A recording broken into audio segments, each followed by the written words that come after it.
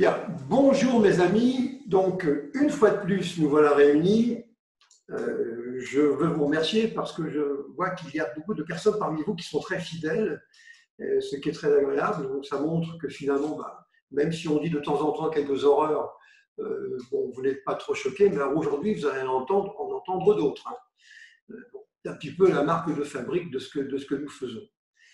Le sujet que nous traitons aujourd'hui est un sujet que on n'ose pas trop en parler. Bien sûr, c'est Internet, évidemment.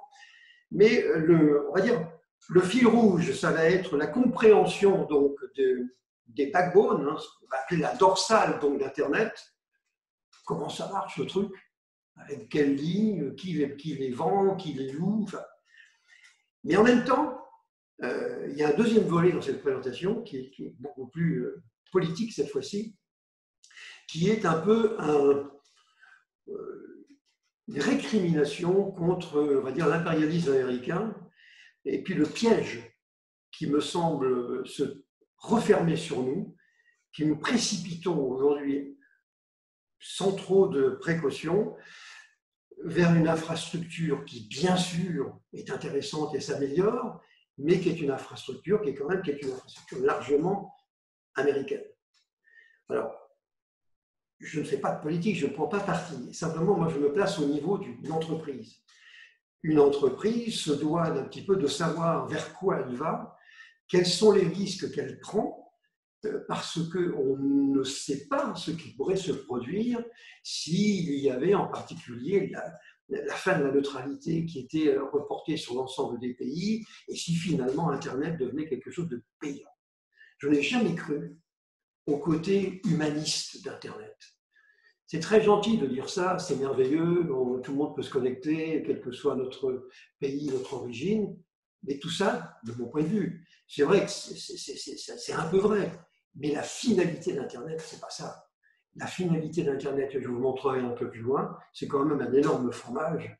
On en a parlé la semaine dernière avec les GAFAM, c'est un gros fromage dont les Américains espèrent tirer quand même le meilleur parti. D'ailleurs, pas que les Américains, il faut bien dire la vérité. Donc, nous allons parler de tout ça, c'est donc comprendre les infrastructures d'Internet, et je vais donc commencer tout de suite, si vous voulez bien, en partageant donc mon écran. Alors, vous voyez tout de suite sur cette première page, évidemment, que je donne la couleur. Je crois savoir qu'il y a en haut à gauche le visage du président actuel, l'ex-président. Je rappelle qu'il était contre l'ex-président, il était contre la fin de la neutralité, ce qui n'est pas le cas donc, du président Trump. Et puis j'ai également mis donc les Nations Unies, parce que je pense que dans le futur, les Nations Unies vont jouer un rôle. Parce qu'on ne peut pas continuer dans la situation dans laquelle on est aujourd'hui. C'est pas possible. C'est pas possible. Si on est américain, oui, mais si on n'est pas américain, il y a quand même quelques personnes sur la planète qui ne sont pas américains, et donc ça peut difficilement continuer. Je vais dire des choses qu'on voit assez peu, parce que les gens sont un tout petit peu, on va dire, ils ont un peu peur d'annoncer donc des choses qui pourtant sont des vérités. Il ne s'agit pas de dire du mal, encore une fois, des Américains, pas ça, mais je dis du mal de la façon dont on est amené à faire un usage d'Internet et donc des infrastructures Internet d'une manière inconsidérée. Je pense que c'est très dangereux. Très dangereux, et donc c'est un petit peu de ça dont on va parler en filigrane, derrière donc les backbones d'Internet et les fameuses infrastructures. Alors, d'abord, Internet, c'est quoi aujourd'hui en termes d'infrastructure? C'est un machin qui donc atteint aujourd'hui un débit cumulé instantané, pas au bit par seconde près, mais qui est de l'ordre de 700 terabits par seconde, en pointe à un moment donné. Tout Internet cumulé, c'est ça, 700 terabits par seconde instantané. Pour mieux voir, pour mieux imager, on va dire, le concept, c'est 70 millions donc, de livres de 500 pages qui sont transmis donc, chaque seconde. C'est absolument considérable. Or ça, c'est l'activité maintenant de la planète. Et je prétends, et je pense que c'est vrai, c'est encore totalement contrôlé par les États-Unis. même si on sent quand même un mouvement vers un peu plus de démocratie, parce que les Américains ont beaucoup à perdre à vouloir s'obstiner dans une situation qui est une situation de monopole, mais c'est quand même absolument hallucinant. Vous vous rendez compte, 70 millions de livres de 500 pages transmis par seconde. C'est ça la réalité. Alors, donc, architecture de connexion d'Internet, l'infrastructure, ce qu'on appelle donc le backbone, hein, on va regarder comment ça marche, et puis donc la fameuse dorsale, on va regarder comment le piège c'est donc refermé. Alors, d'abord, on va évoquer ce que sont les fameuses dorsales, les backbones. Hein, qui fait quoi là-dedans? Quand on se connecte, on ne sait pas très bien ce qui arrive derrière. Alors, on connaît peut-être notre fournisseur d'accès, oui, mais qu'est-ce qui se passe derrière? Derrière, il y a toute une mécanique qui se met en œuvre avec des fournisseurs, avec on va dire des prestataires, reliés par des contrats qu'on va appeler des contrats, par exemple, de peering, ou sans contrat d'ailleurs. Hein. Donc il y a toute une infrastructure derrière que je vais vous expliquer, parce qu'après tout, ce n'est pas idiot de savoir un petit peu comment tout ça, ça marche. On va donc évoquer les fameux 3 niveaux, on va dire les tiers 1, tiers 2 et tiers 3, donc les niveaux 1, 2 et 3. Et on va expliquer donc par le détail ce que c'est que le peering et le transit. En 2 mots tout de suite, le peering, ce sont des accords entre souvent des partenaires, des fournisseurs qui sont au niveau le plus élevé, des gros acteurs, voilà, et qui sont d'accord pour s'envoyer tout leur trafic. Donc finalement, ils démultiplient leur puissance de frappe en faisant comme ça, alors que le transit, ça va être quelque chose d'assez différent. Il y a un point qui est important et qui n'est pas toujours bien perçu par les usagers, c'est ce qu'on appelle les IXP, c'est-à-dire en français donc les points d'accès physique. À quoi ça sert? En fait, ce sont des machins, ce sont des points d'entrée, on va dire, physique dans Internet. Alors, il y en a énormément hein, sur la planète. Ce sont des points d'entrée parce que les fournisseurs d'accès, contrairement à ce qu'on pourrait croire, la plupart du temps, ne sont pas au niveau dit de tier 1. Et donc, n'ont pas un accès direct à l'infrastructure Internet. Ils doivent donc passer par, on va dire, des intermédiaires. Et le premier niveau d'intermédiaire pour accéder donc à des tiers 1 de type peering, comme on va l'expliquer, eh bien, ce sont les IXP. IXP, c'est-à-dire des points d'accès physique qui sont des ordinateurs, bien entendu, avec du stockage, de l'intelligence artificielle dedans, des grosses infrastructures qui ne sont d'ailleurs pas nécessairement la propriété d'une entité, d'un tier 1 ou bien d'un fournisseur d'accès. Ça peut être tout à fait une organisation sans but lucratif. Simplement, c'est un moyen d'entrer d'une part dans Internet, et puis surtout, je crois, c'est un excellent moyen pour faciliter les connexions locales. C'est ça qui est intéressant. C'est-à-dire que plutôt que faire 18 fois le tour de la planète pour envoyer un message à mon beau-frère, si je rentre dans un IXP et qui donc me connecte à des fournisseurs de l'entourage, j'irai chez mon beau-frère beaucoup plus rapidement. Et donc, j'encombrerai pas le réseau, et c'est donc un excellent moyen. On va voir quelques-uns, quels sont les intérêts. Je vais prendre comme exemple le cas du Canada, si vous le voulez bien, avec, je crois aujourd'hui, sont les 17 points d'accès canadiens, hein, sur l'ensemble donc on va dire des 10 provinces canadiennes, hein, puisque, à ma connaissance, il n'y a pas aujourd'hui de points d'accès physique sur les 3 territoires du Nord-Ouest, Nunavut et puis le Yukon. Donc, on va regarder l'exemple donc des 10 provinces canadiennes, plus les 3. On va regarder le positionnement des acteurs. Comment finalement les acteurs se positionnent? Les utilisateurs, moi je me connecte à un fournisseur d'accès, à un FAI, mais peut-être que j'ai suffisamment de puissance et d'importance pour me connecter directement à l'infrastructure. C'est ça qui va changer. Vous savez, l'infrastructure d'Internet, le backbone d'Internet, ce qu'on appelle les backbones, c'est quelque chose, c'est assez compliqué finalement. Il y a beaucoup de possibilités. Un fournisseur d'accès peut être un tier 1 s'il le souhaite et s'il a la puissance pour ça. Un utilisateur, un gros utilisateur, je pense à un pétrolier par exemple, pour une grosse administration, peut être un fournisseur, disons, de niveau 2, un tier 2 par exemple. Donc tout ça, c'est assez compliqué, une architecture qui finalement n'est pas très très simple. Cela dit, l'infrastructure, elle est mondiale. Alors ça, c'est le deuxième volet de nos backbones, c'est que, de mon point de vue en tout cas, la gestion donc, de cette infrastructure ne peut pas rester américaine. Alors, je montrerai on va dire un schéma que j'ai déjà montré la semaine dernière pour les GAFA, mais il est tellement caractéristique, je crois qu'on est parti sur de mauvaises idées. Les Américains considèrent que Internet est de leur propriété, ce qui n'est pas vrai. C'est largement leur propriété, c'est vrai, par leur initiative et de certaines agences américaines, mais ce n'est pas une propriété américaine. Ça, c'est faux. C'est faux et je vais quand même essayer de le démontrer. Par ailleurs, vous m'avez déjà entendu souvent donc, pester contre la nullité des protocoles donc, qui existent sur Internet. Moi, je considère qu'aujourd'hui, à cause, entre autres, des agences américaines, certains protocoles ne sont plus acceptables. Et on verra pour terminer qu'il y a une initiative aujourd'hui qui est celle des Chinois, qui veut faire un new IP, mais ils veulent faire quoi? Ils veulent remplacer IP, donc l'adresse IP sur 32 bits, IPv4. Ils veulent remplacer donc également les DNS voilà, qui sont ni faits ni à faire, faciles à pénétrer, et ils veulent remplacer HTTP. Mais on va voir également que les motivations, on va dire, du gouvernement chinois ne sont pas non plus très, très humanistes, hein, avec des possibilités, par exemple, d'interrompre on va dire, le trafic du New Internet s'ils le souhaitent. C'est quand même quelque chose d'un petit peu contestable. Alors, est-ce qu'on peut envisager un autre Internet? Moi, je vais vous montrer un schéma où je me suis posé vraiment la question. Je me suis dit, bon, si vraiment il fallait avoir un autre Internet, qu'est-ce qu'il faudrait faire? Donc, je vais vous montrer les deux aspects. Donc, l'Internet qui existe aujourd'hui, l'infrastructure qui existe aujourd'hui, et ce qu'il faudrait faire pour pouvoir faire un nouvel Internet, qu'il soit chinois ou non. Donc, velléité et raté de la Chine.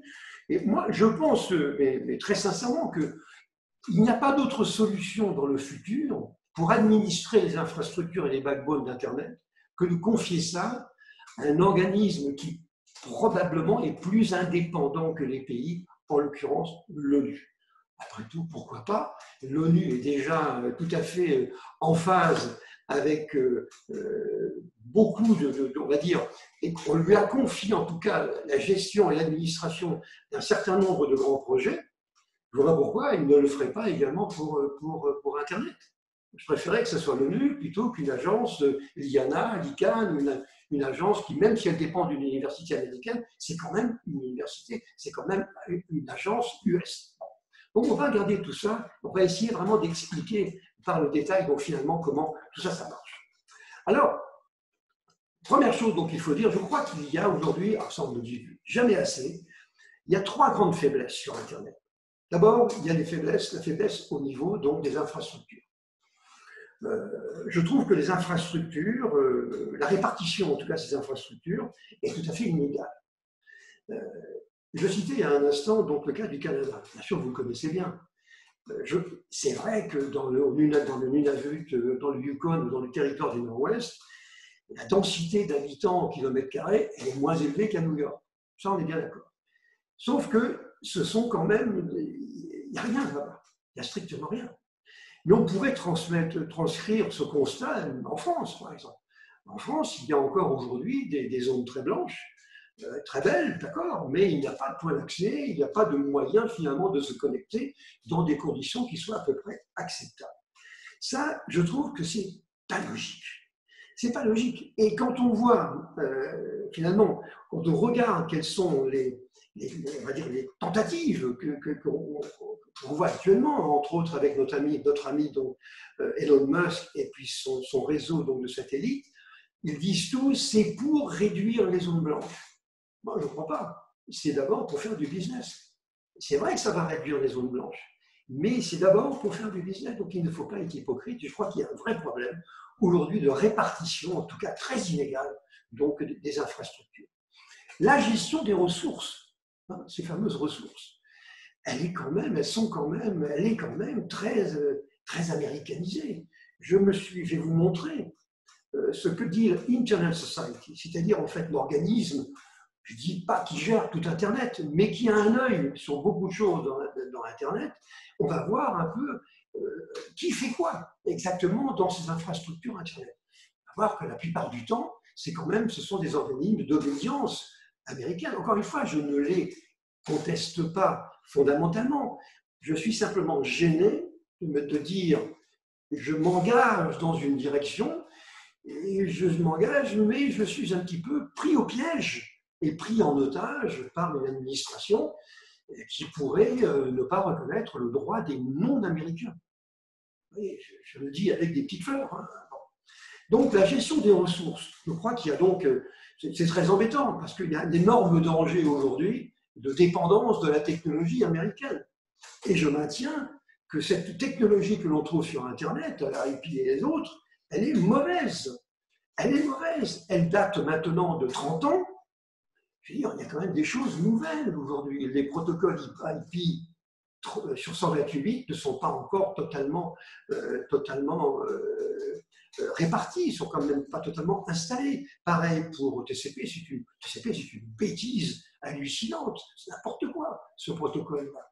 Pas du tout adapté donc à des usages que nous avons aujourd'hui, qui vont multiplier, je vous montrerai un peu plus loin, par 5 les volumes dont on aura besoin sur les backbones Internet. Et donc, qu'est-ce qui va se passer, chers amis? Posez-vous la question. Que va-t-il se passer lorsqu'on aura tout basculé sur Internet?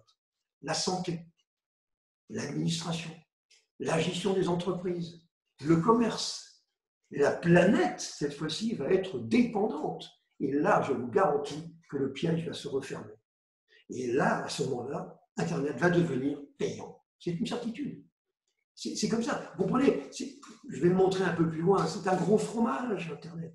Et on ne pourra pas reprocher finalement à une administration, même américaine, de vouloir en profiter. Donc il y a aujourd'hui, à mon sens, un piège épouvantable qui est celui qui nous attend dans 5, 10 ans, 15 ans ou 20 ans.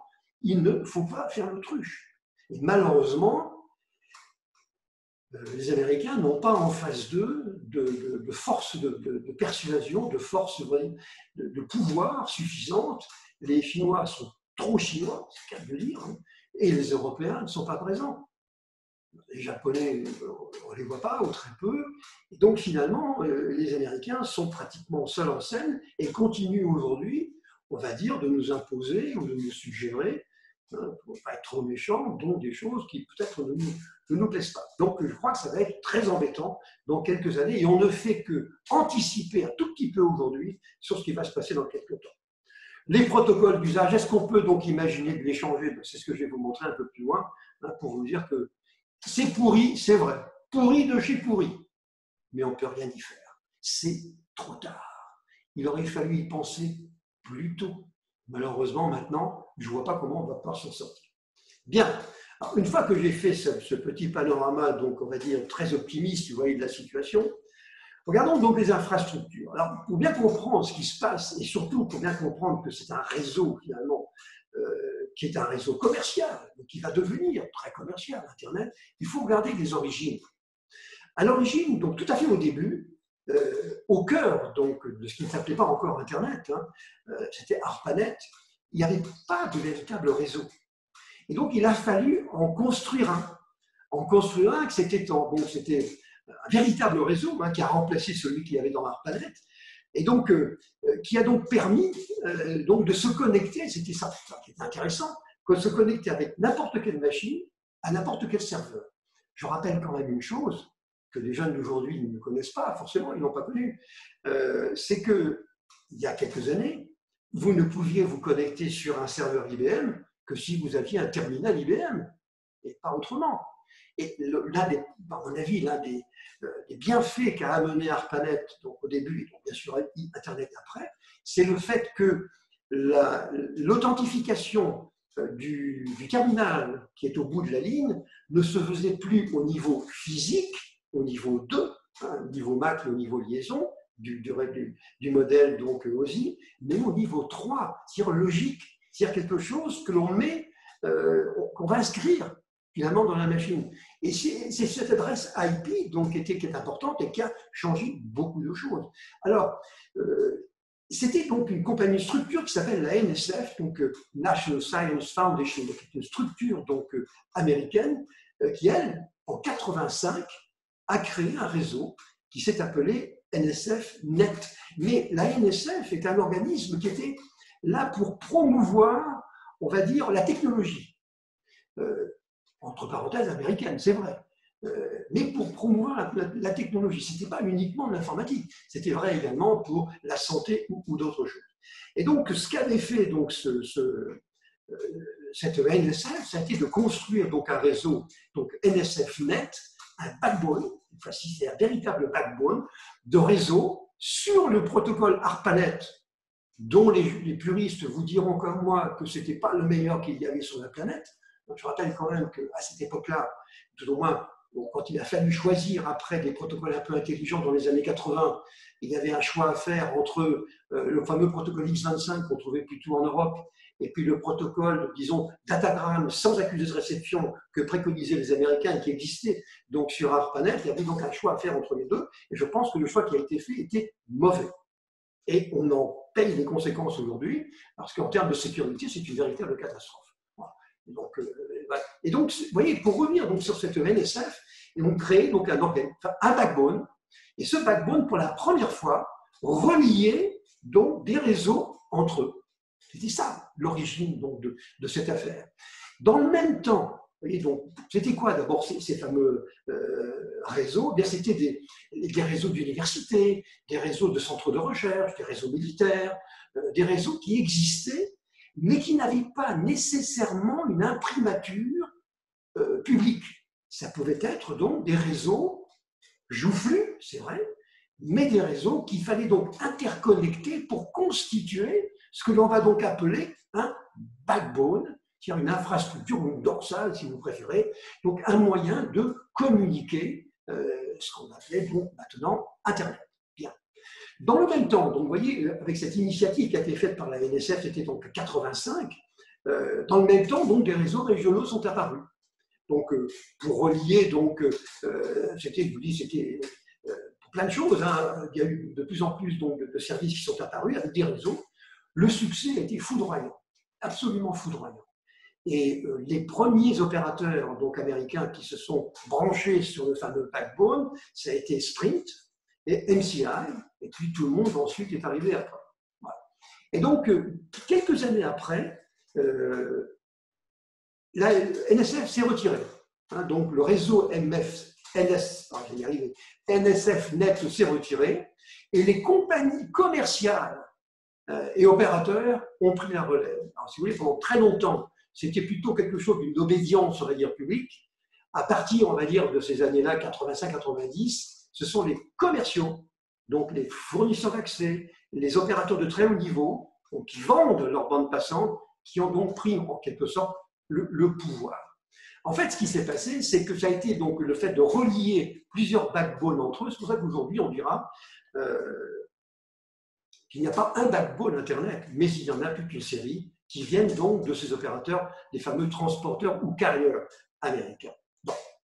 Alors, on en vient à ça. Déjà, ce que j'ai voulu montrer avec ce schéma, avec ce gros gruyère ici, c'est que la planète, voyez-vous, hein, tout à l'heure on a dit 70 millions donc, de livres chaque seconde, la planète est totalement connectée aujourd'hui.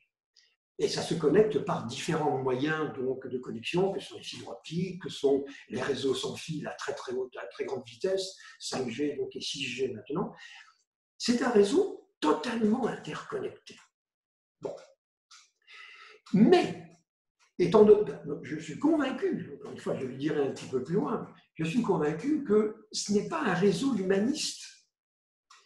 L'interconnexion de ce qu'on appelle Internet aujourd'hui, c'est un énorme fromage dont des entreprises commerciales espèrent tirer le maximum donc, de revenus. Il ne faut pas voir les choses autrement. Regardez, on va prendre un exemple qui est tout simple, qui vient juste d'arriver. Google et Facebook ont voulu mettre en place une structure de 6 fibres optiques dans un câble sous-marin de 13 000 km entre Hong Kong et Los Angeles. L'administration américaine leur a interdit.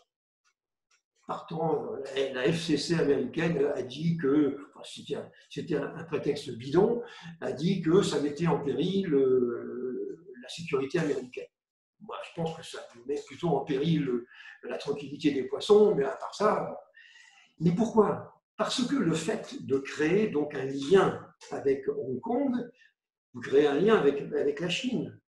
Et la Chine, ce n'est pas un ennemi, c'est un concurrent pour les Américains. Ce n'est pas un ennemi, on ne va pas se faire la guerre, mais c'est un concurrent. Et tout ce qui permettra finalement de valoriser les perspectives et les services qui viendront de Chine, donc de Hong Kong, eh bien, est à bannir. Résultat, bien, Facebook et Google, qui eux ont un intérêt, bien entendu, dans la chose, hein, parce qu'ils ont beaucoup de clients là-bas, ils voudraient bien se diversifier, vont devoir représenter une nouvelle copie maintenant, mais cette copie va être refusée, comme la précédente. Vous voyez, on n'est pas dans un réseau du humanisme, c'est pas vrai ça. Ça, il faut l'oublier une fois pour toutes. C'est un réseau énorme, extraordinaire, c'est vrai. On n'aurait jamais imaginé ça, mais ce n'est qu'un gros fromage. Alors, qu'est-ce qu'on va appeler donc la dorsale Internet? La dorsale Internet, c'est-à-dire en gros, c'est ça qu'on va plutôt donc définir par le backbone. D'abord, on ne va pas confondre l'infrastructure de lien, je vous dis la plupart du temps fournie par des entreprises commerciales privées, et les moyens d'accès. Ça, c'est tout à fait autre chose. Il y a 3 niveaux d'architecture dans le fameux backbone. Il y a le tier 1, le plus élevé, le niveau 2 et le niveau 3. Alors, le tier 1, c'est un niveau global qui relie les grands opérateurs en mode peering. On va voir dans un instant ce que c'est que le peering. Une connexion, on s'envoie tout ce qui m'arrive, je t'envoie tout. Hein, voilà, on est connecté, je t'envoie tout ce qui m'arrive. Une espèce de peering, on va voir. Peering, c'est égal. Hein, les réseaux dits de peer-to-peer, c'est les réseaux d'égal à égal. Donc, c'est exactement le cas ici. Donc, en principe, le tier 1, c'est un niveau donc, global qui relie les grands opérateurs donc, en peering.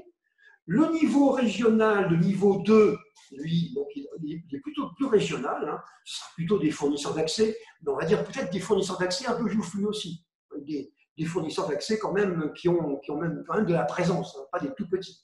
Et puis le niveau 3, ça pourrait être le niveau des fournisseurs d'accès très locaux, et puis les utilisateurs. Donc il y a vraiment 3 niveaux.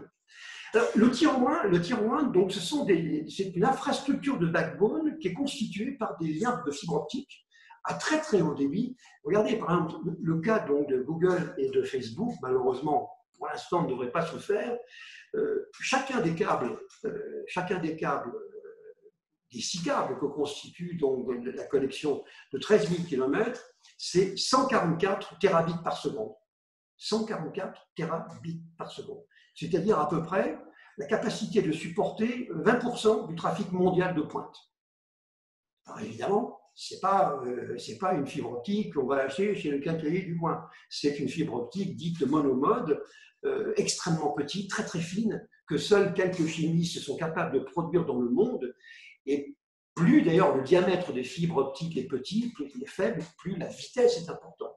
Sauf que pour fabriquer des fibres optiques de 10 microns, ce n'est pas d'une simplicité évidente. Hein. Donc, il n'y a que quelques chimistes qui sont capables de faire ça. Donc, le tier 1 va être constitué donc, par des liens comme ça. Alors, c'est intéressant de voir, par exemple, aux États-Unis, il y a une offre aujourd'hui, une offre de connexion, on va dire, des grandes villes américaines, qui est pas des fibres optiques, qui tourne à 100 gigabits par seconde. 100 gigabits par seconde.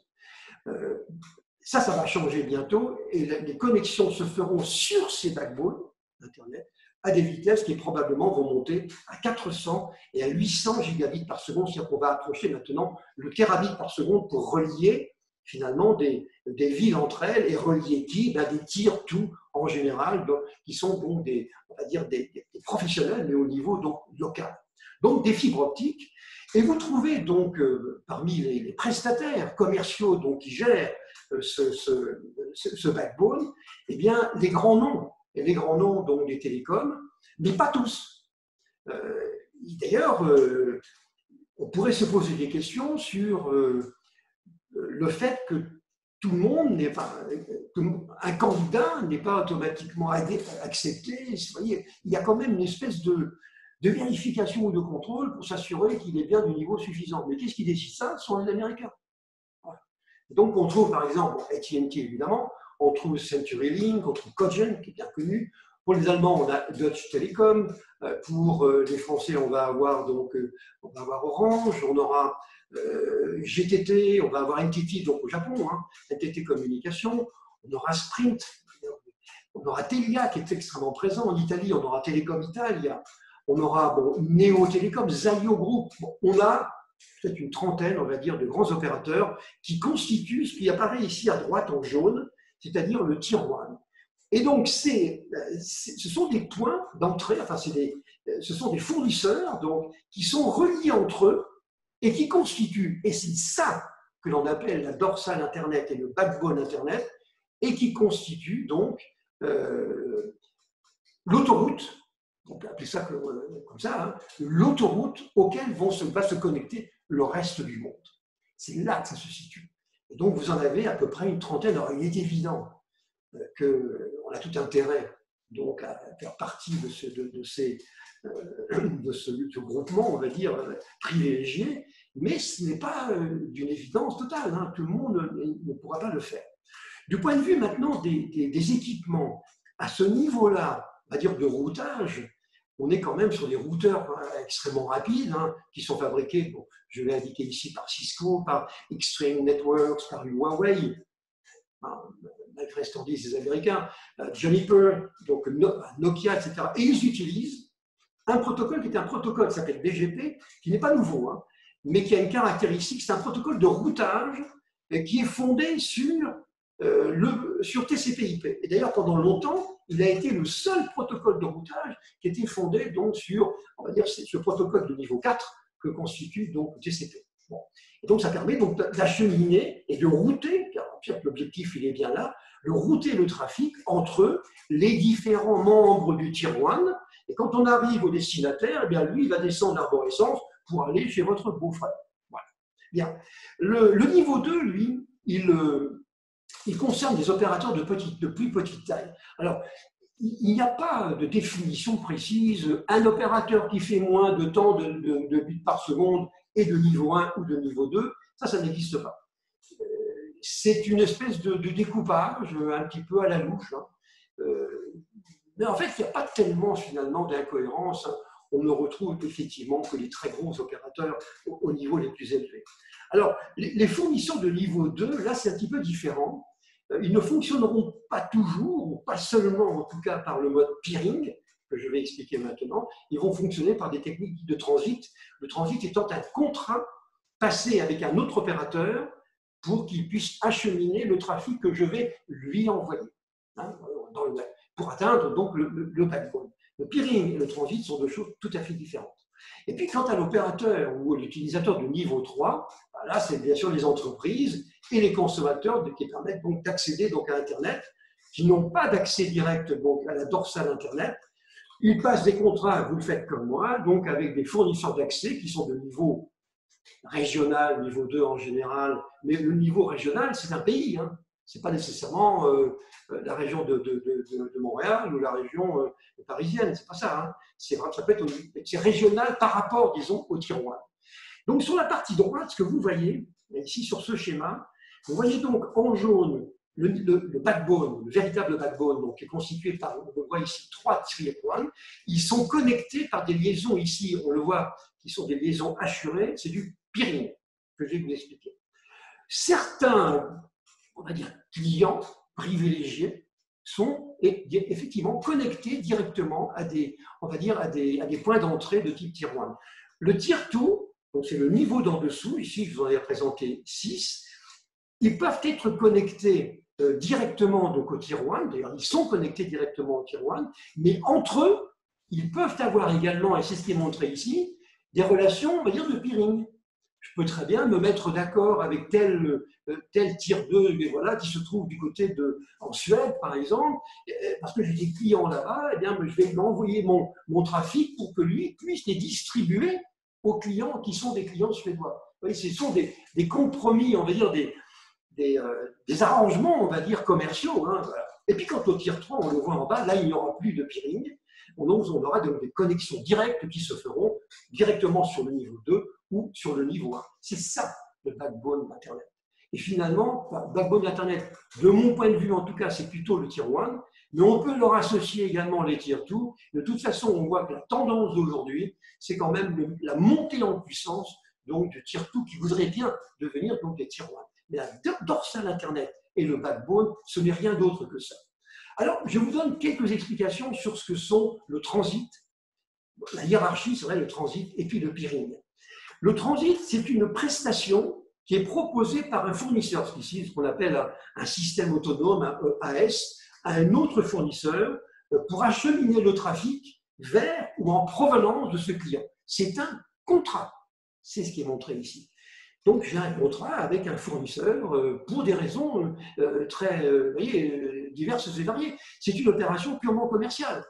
Hein. Alors, en échange d'une rémunération, l'opérateur, ce que moi j'appelle l'opérateur du dessus, vous voyez, il achemine le trafic de l'opérateur client, celui du dessous, compte tenu par exemple de son positionnement géographique ou d'un autre critère. Ça peut être peut-être la sécurité, ou oui, ça peut être un certain nombre de choses comme ça. Je vais donc regarder sur le marché, je dis tiens, il y a tel et tel fournisseur d'accès ou tel et tel, on va dire, transitaire de niveau 2 qui m'intéresse bien et je vais avoir un contrat commercial avec eux. Contrairement au peering, pour lesquels en général il n'y a pas donc, de contrat commercial. Alors le lien, il est établi donc entre les partenaires, basé donc sur un contrat. Alors la rémunération, elle se fait en fonction du trafic qui est véhiculé. Alors, pour la petite histoire, hein, c'est souvent calculé à ce qu'on appelle le 95e centile, pour statistique, hein, c'est-à-dire 95% du débit maximum échangé. On ignore, on va dire, les 5% les plus chargés. Mais ce n'est pas toujours comme ça. Il y a un seuil minimum qui est établi, alors ça s'appelle le commit, et une durée d'engagement par on va dire, le fournisseur, l'AS fournisseur, qui est une garantie finalement donc, de revenus. Vous voulez, on signe un contrat avec eux, mais le fournisseur va vous dire bon, mais vous vous engagez quand même à un minimum, donc de volume, parce que moi, fournisseur, je suis obligé de paramétrer mes machines pour vous accepter chez moi. C'est tout à fait normal. C'est bien une relation, on va dire, une relation commerciale. Alors, ce qu'on constate depuis quelques années maintenant, c'est que les coûts baissent d'une façon phénoménale. Finalement, c'est exactement la même chose que l'hébergement.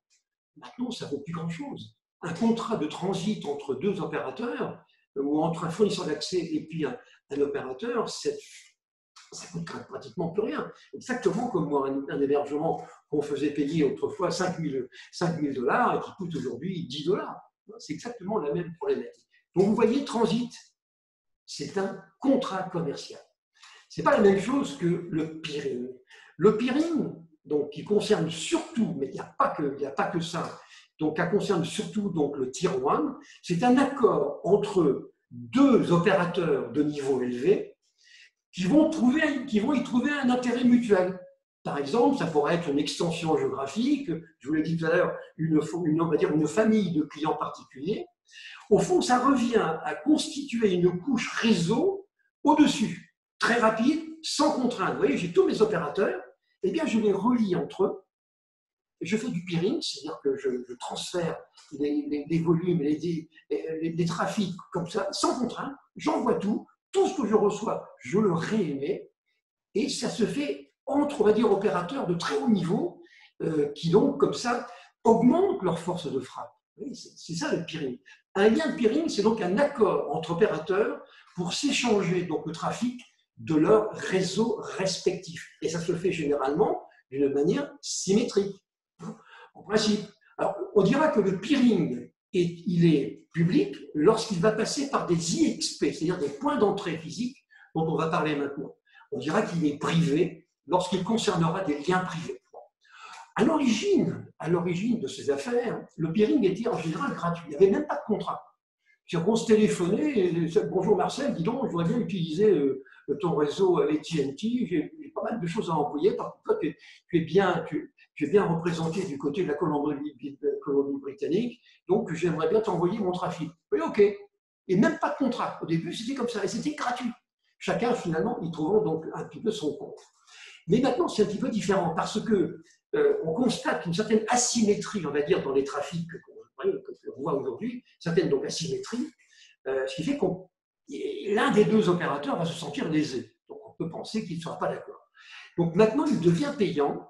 Et par exemple, on deviendra payant au-delà, mettons, d'un ratio d'usage entre les partenaires. C'est-à-dire le rapport entre le trafic entrant et puis le trafic sortant. On dira, si je dépasse 1,5 par rapport à 1, moi je suis 1,5 par rapport à toi qui est à 1, donc je paierai quelque chose. Mais ça peut être 2 pour 1 ou 2,5 pour 1. Ça, c'est une question de négociation commerciale. Pourquoi? Parce qu'il n'y a pas de standard à respecter, ce n'est que du gré à gré. Et je considère que c'est quand même une anomalie, parce qu'il faudrait que ça soit mieux réglementé. Et la plupart des accords de peering, encore aujourd'hui, sont informels et ne donnent pas lieu donc, à un contrat écrit et signé. Le schéma que vous voyez donc, sur la gauche ici explique en détail le fonctionnement entre les accords de peering, le peering donc, public avec les IXP, le peering privé sans IXP, les clients, etc. Bon, le peering. En résumé, si j'ai bien compris finalement, eh bien, mon backbone est une hiérarchie à 3 niveaux, qui n'est pas figée. Hein. On l'a dit, maintenant, voilà, le niveau 1, donc, on a expliqué ce que c'était, donc, qui n'ont pas recours au transit. Là. Ce sont des accords dits de peering entre eux. Hein. On dit qu'ils sont transit-free, donc ils sont libérés de ça, ce qui n'a pas toujours été le cas. Hein. Les réseaux de tier 2, donc deuxième niveau donc, de ma hiérarchie, là, ici, on peut avoir des accords de peering, mais on a encore souvent recours à du transit. Et puis le niveau 3, là, on a toujours recours donc, au transit uniquement. On peut avoir d'ailleurs un ou plusieurs transitaires, alors selon qu'on est single home ou on est multi-home. Voilà. C'est un détail. Hein. Alors, c'est une hiérarchie qui n'est pas figée. Hein. Vous voyez, je vous l'ai dit en commençant, un tier 3 peut parfaitement devenir un tier 2.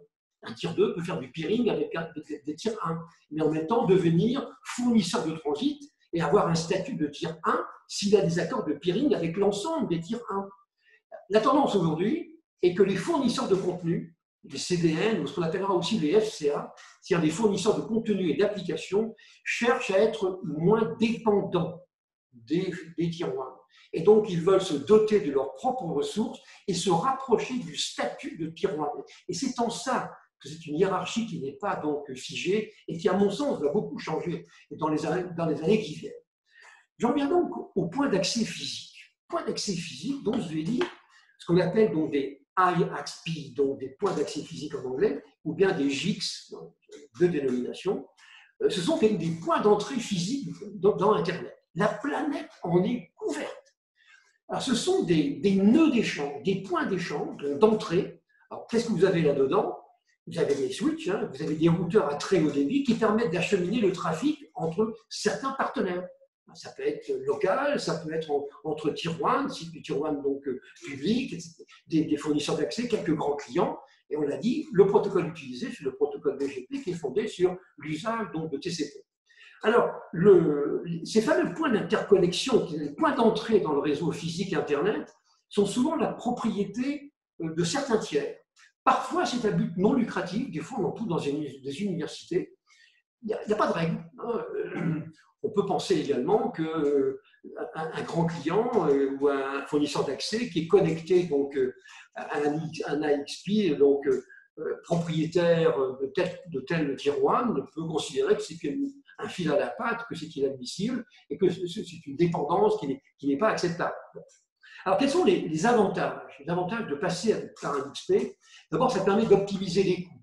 Le trafic n'est pas facturé, alors qu'un flux montant, lui, en dehors du peering, le sera en fonction du contrat de transit. La majorité des échanges, c'est ce que je vous disais avec mon beau-frère, hein, étant locaux, le passage par un XP, donc local, voire national, évite de traverser la planète plusieurs fois. Et donc, on encombrera moins et ça coûtera moins cher. C'est une solution qui est très avantageuse en termes de performance, c'est vrai, puisque vous ne faites pas le tour de la planète 18 fois, et c'est en particulier très intéressant pour les pays à faible connexion. Et c'est assez curieux de constater que c'est malheureusement pas le cas. Et pour ça, je vous citais tout à l'heure le cas des territoires, des 3 territoires canadiens, il n'y a rien. Vous me direz, c'est vrai qu'il n'y a pas beaucoup de monde, à part les ours, il n'y a pas beaucoup de monde. Mais c'est quand même pas très logique, alors qu'en fait, c'est une solution qui est très intéressante, justement en termes de performance pour les pays donc, à faible connexion. Voilà. Il suffit d'avoir finalement un IXP pour connecter, pour avoir une bande passante que des FAI potentiels locaux n'auraient pas. Et puis, c'est très intéressant pour connecter des petits réseaux. On n'est pas tous à avoir des réseaux absolument gigantesques, donc c'est une très bonne chose. Alors, le nombre de points d'accès physiques, points d'entrée, encore une fois, sur Internet, auxquels sont connectés les Taïwan, les Tier 1, et donc par des liens donc, de peering public, passent donc par des IXP, il y en a un nombre considérable. Alors, combien il y en a, je n'en sais rien. Moi, j'ai pris l'exemple ici donc, du Canada.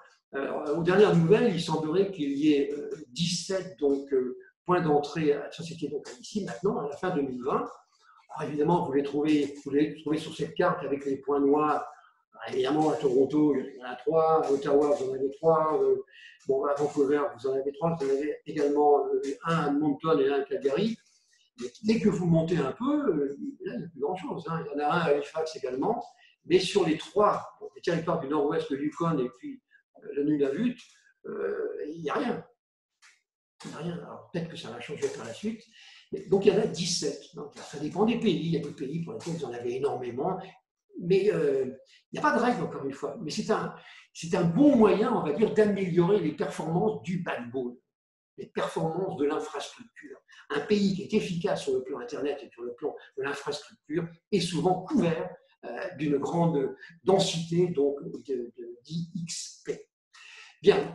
Alors, quelques petites choses maintenant, parce que maintenant on va dire du mal donc, des Américains, enfin dire du mal, beaucoup d'affection pour eux, contrairement à ce qu'on pourrait croire. Alors, je vous disais tout à l'heure que le côté, le verso enfin, de cette opération, de cette présentation donc, consacrée donc, aux infrastructures, c'est le fait qu'on dépende à cause des infrastructures donc, des Américains. Contrairement, vous savez, moi j'en suis convaincu, contrairement à ce qu'on a toujours dit, Internet n'a pas de vocation universelle de rapprochement des peuples et d'accès à l'information, quelle que soit la race, la couleur, la nationalité et la religion. Ça, c'est une utopie. Sympathique, très agréable, mais c'est une utopie. En fait, c'est un réseau commercial. En plus, Internet, je vous l'ai dit, c'est un hasard technologique. À l'origine, ARPANET n'était pas prévu pour devenir ce qu'a été Internet après. Hein. Et il ne faut pas être choqué aujourd'hui par les dérives possibles du net, dont en particulier la disparition donc, de la fameuse neutralité. Vous voyez, on a vraiment une perception, c'est un peu comme pour les GAFAM, ça, une perception très différente quand on est aux États-Unis, en Amérique du Nord, au Canada, donc aux États-Unis, par rapport à l'Europe. Les Européens sont choqués par le fait qu'on fasse payer différemment un fournisseur de contenu qui est aisé par rapport à un fournisseur de contenu qui est pauvre, en favorisant le fournisseur de contenu qui est aisé. Mais ça, c'est du commerce. Vous ne pouvez absolument rien dire contre ça. On pourrait considérer que c'est inadmissible si Internet avait eu une vocation universelle, ce qu'il n'a pas.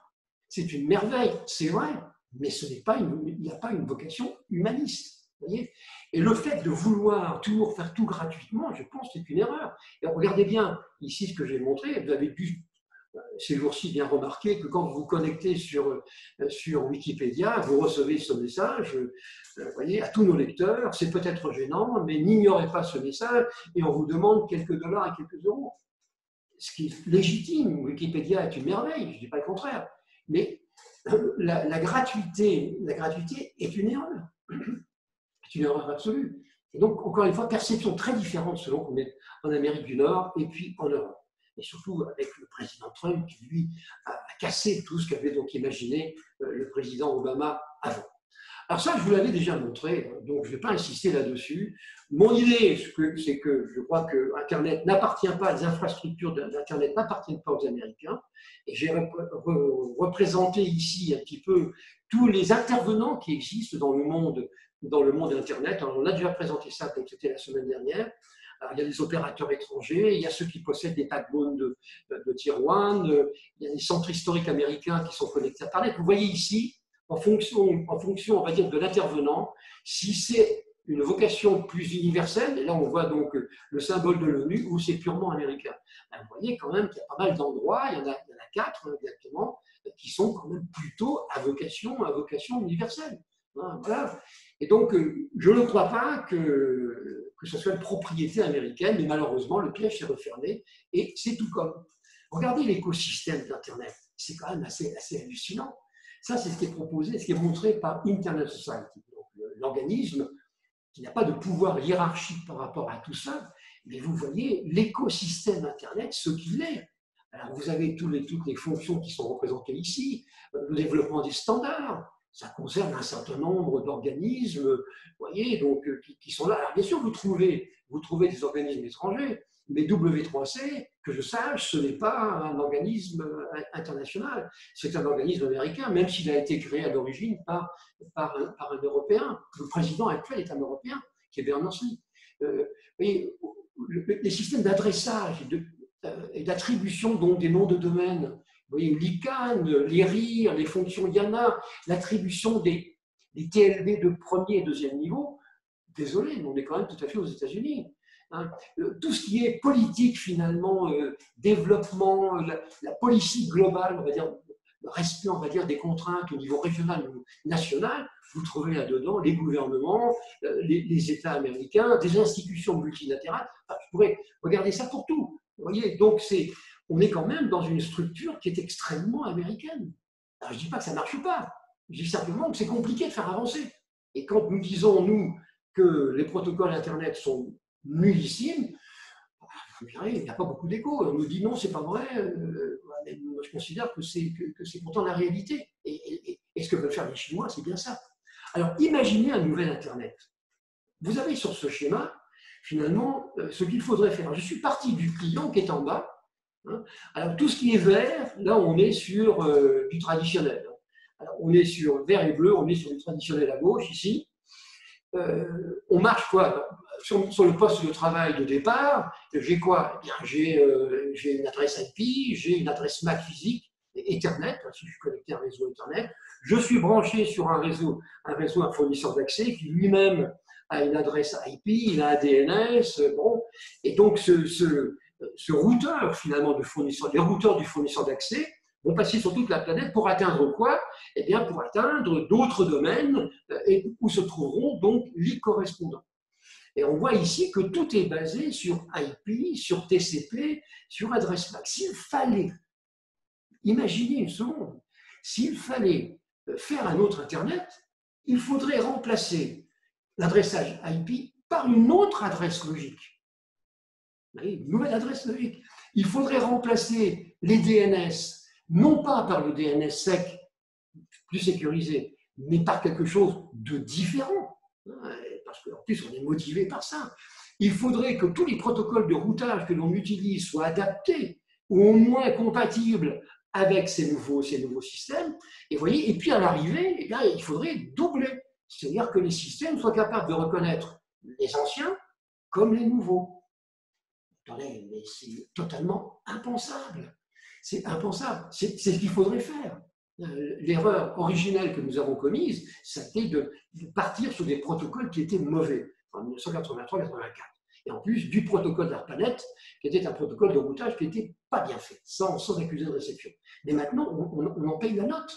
C'est une évidence. Donc, remplacer ça, bien sûr qu'on peut le faire, mais vous vous voyez en train de changer tous les routeurs, tous les switches, tous les serveurs, tous les frontaux de communication des machines de la planète. C'est impossible. Et donc, on ne le fera pas. On peut dire qu'on voudrait bien le faire, mais on ne le fera pas. Bon. En tout cas, il fallait quand même le signaler. Moi, je crois quand même, pour terminer cette présentation, qui est un peu rapide, je suis désolé, mon acculeur pour nous, moi, je pense qu'Internet, en termes d'infrastructure, ne pourra pas fonctionner au sens d'une certaine démocratisation. Je rappelle quand même ce qui s'est passé, un fait quand même qui me semble très significatif, qui était le 1er octobre 2016, lorsque l'ICANN, c'est donc l'organisme américain qui a attribué donc les noms de domaine, et puis donc, a été décommissionné donc de son rôle initial par l'organisme, disons, de référence qui s'appelle donc la NTIA, donc l'administration des télécommunications américaines. Et donc ça a été repris, ces fonctions avec cette attribution des noms de domaine par des autorités plus locales. La décision a été très mal vécue, vous savez. beaucoup de politiques ont considéré qu'il ne fallait, ils l'ont dit à l'époque, il ne fallait pas confier la gestion de cette infrastructure, entre parenthèses backbone, à des bureaucrates incompétents, surtout européens évidemment, voire non démocratiques comme la Russie ou la Chine. Ted Cruz, rappelez-vous, Ted Cruz était un candidat aux élections américaines, c'était donc la précédente élection, pas en 2016. Lui, il disait que la démocratisation de l'Internet pouvait devenir une arme pour certains pays qui pourraient exercer une censure efficace à l'encontre de leurs propres ressortissants. Moi, j'ajoute simplement que c'est ce qu'ils font déjà, hein, ça ne change rien. Mais bon, Ted Cruz était pourtant, il ne disait pas n'importe quoi, mais c'était vraiment dans la tête. Et me paraît encore plus significatif la remarque que faisait donc Orrin Hatch, sénateur républicain, qui appelait en 2015 à protéger Internet de toute influence indue ou de toute appropriation par des gouvernements, des organisations multilatérales ou intergouvernementales ou des parties prenantes commerciales ou non commerciales, non américaines.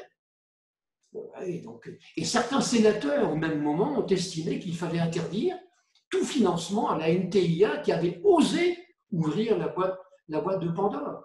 Il faut bien comprendre que nous ne sommes que les invités, canadiens, européens, français, anglais, nous ne sommes que les invités, hein, et voire tolérés. Alors j'ai beau dire que ce réseau n'appartient pas aux États-Unis, et quand vous regarderez en détail le schéma que je vous ai montré tout à l'heure, eh bien, ça ne change rien. C'est quand même eux qui décident de ce qui est bien, de ce qui n'est pas bien. Et je pense que la seule solution, c'est donc l'ONU.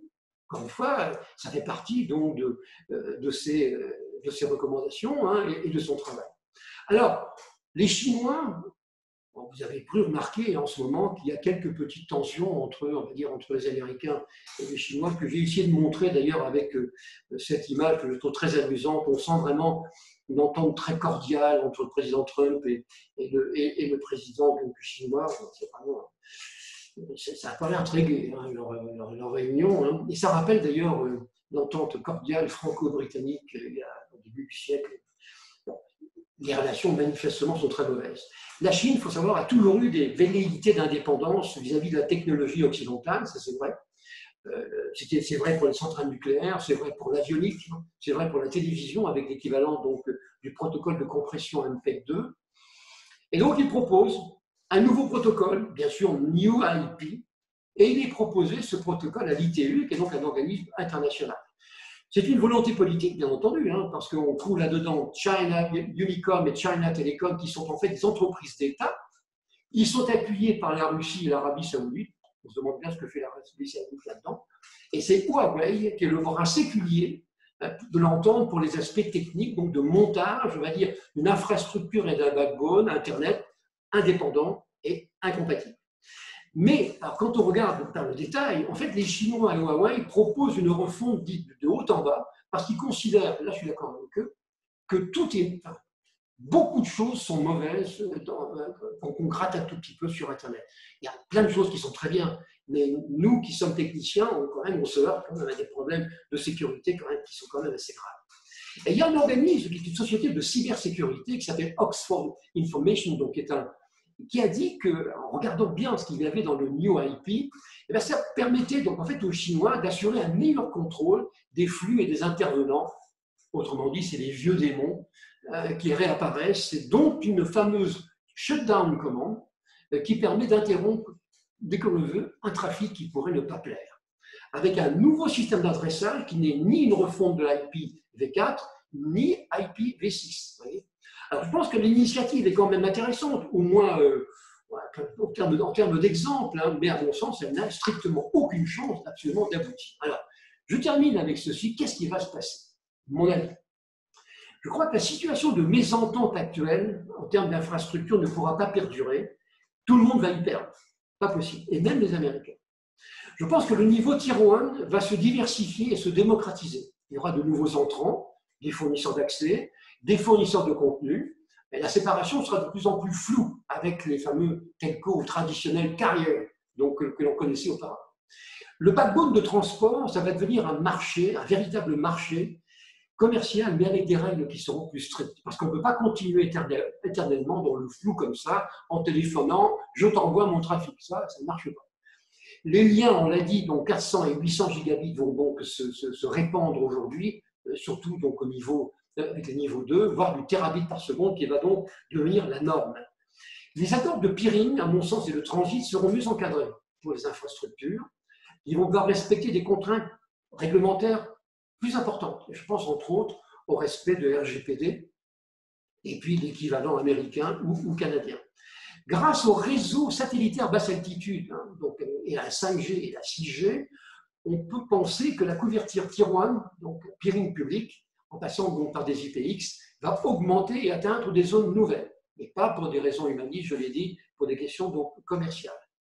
Parce que la motivation, elle n'est pas humaniste, voilà, c'est uniquement commercial. Les Américains, à mon avis, vont devoir composer avec les autres pays, parce que le piège peut aussi se refermer sur eux. Isolation, manque de ressources humaines. Il suffit d'aller regarder au MIT ou dans les universités, il n'y a pas que des blancs californiens. Il y a aussi des jaunes, des noirs, des verts, des bleus, enfin, il y a toutes sortes de couleurs. Et ça, je pense que les Américains n'ont pas assez compris que le monde est en train donc de changer. Voilà. Donc, il va falloir qu'ils composent avec d'autres pays, et le fait d'avoir interdit donc, les migrations par Donald Trump en Californie, c'est une bêtise abyssale. Vraiment, c'est n'importe quoi. Parce que ces gens-là sont souvent des gens extrêmement compétents, motivés et compétents, et apportent donc un savoir-faire qui est extraordinaire. C'est pas pareil qu'ils sont jaunes, qu'ils sont à rejeter. Donc, les Américains vont devoir composer donc avec les autres pays. Je pense qu'il n'y a aucune chance de voir apparaître donc un nouvel Internet. C'est trop tard. On l'a dit, les coûts seront monstrueux. L'administration, par contre, de cette infrastructure va rester américaine, mais avec des aménagements qui seront des aménagements pour nous faire plaisir de façade, pas plus. L'initiative chinoise va avorter comme toutes les autres. L'important, le sentiment, en tout cas, ne sera pas de mettre en place un new IP, mais de montrer sa volonté d'essayer de le faire. De montrer, vous voyez, vous les Américains, je veux faire un autre Internet. Ils n'y arriveront pas, mais ils disent on va le faire. Ce n'est pas du tout la même chose. Il y aura donc de fortes retouches, à mon sens, qui vont être apportées donc, au protocole phare actuel, que sont, on voit déjà HTTP3, DNSSEC et IPv6, mais il n'y aura pas de remise en cause fondamentale, parce que c'est trop tard. Ça, c'est pas possible. Ou alors, il faut carrément tout mettre par terre. Mais ça, c'est absolument impensable. Je pense que les usagers privés seront moins impactés, parce qu'il y a une bonne part de leur infrastructure, même s'il y a des changements, qui va basculer dans le cloud. Ce sera plutôt une problématique, on va dire, de fournisseurs de cloud plutôt qu'une problématique non privée. Et puis le trafic Internet inférieur, aujourd'hui, on a dit 700 terabits par seconde en période de pointe, à mon avis, va quintupler dans les années à venir, on va dire dans les 5 ans qui viennent. Pourquoi? À cause du trafic vidéo qui va être libéré d'une manière fabuleuse à cause de la 5G, et la 6G après, mais surtout la 5G, et également les IoT. Ça va être multiplié par 5. Ça veut dire que les infrastructures, le backbone, le peering, tout ce machin-là, il va falloir qu'ils répondent. Et aujourd'hui, je ne suis pas convaincu qu'on est véritablement en ordre de marche pour faire en sorte que ça se passe bien. Voilà ce que je voulais vous dire, donc, chers amis, sur ce sujet, qui est un sujet un peu particulier. Vous voyez, donc un petit peu politique. Vendredi prochain, on restera sur des sujets un peu spéciaux. On va parler de la cyberguerre, sur la guerre que se livrent les Américains, les Chinois, les Russes, avec l'apport des Israéliens, mais la réalité donc, de cette fameuse cyberguerre. Et on parlera le vendredi 23 octobre des avancées concrètes, pas très importantes, des villes intelligentes. Voilà, c'est donc quelque chose qu'on va essayer d'animer pour vous. J'espère encore une fois que je ne vous ai pas dit d'horreur. Ne croyez surtout pas que j'ai une dent contre les Américains, que j'admire infiniment ce pays, mais je trouve que par moments, ils fonctionnent de travers. Et surtout, je crois qu'ils ne se rendent pas compte que le monde a changé et que le monde, il est pluriracial, il est pluri quelque chose maintenant. Et donc, eux, il n'y a pas, vous savez, les gens au Texas considèrent qu'il n'y a que le Texas au monde. Il y a une carte très, très connue du Texas, où on voit le Texas qui mange en fait tous les États-Unis, et puis les autres, ce sont des États ajoutés. Ça, c'est un esprit très américain qui va leur coûter cher. Parce que ce piège peut aussi se retourner contre eux. Voilà donc ce que je voulais vous dire, donc, chers amis, j'espère que ça vous a intéressé. Cette présentation donc, sera donc disponible normalement, comme d'habitude, donc demain ou lundi. Elle est bien entendu à votre disposition et je vous attends super nombreux pour regarder la guerre que se livrent donc les grandes puissances aujourd'hui. C'est incroyable, incroyable. Les forces de frappe qui sont mises en œuvre aujourd'hui pour attaquer ou pour se défendre, mais on ne s'en rend pas compte. Mais c'est complètement inouï. Donc je vous attendrai sur ce sujet donc la semaine prochaine. Merci encore pour votre attention et à très bientôt.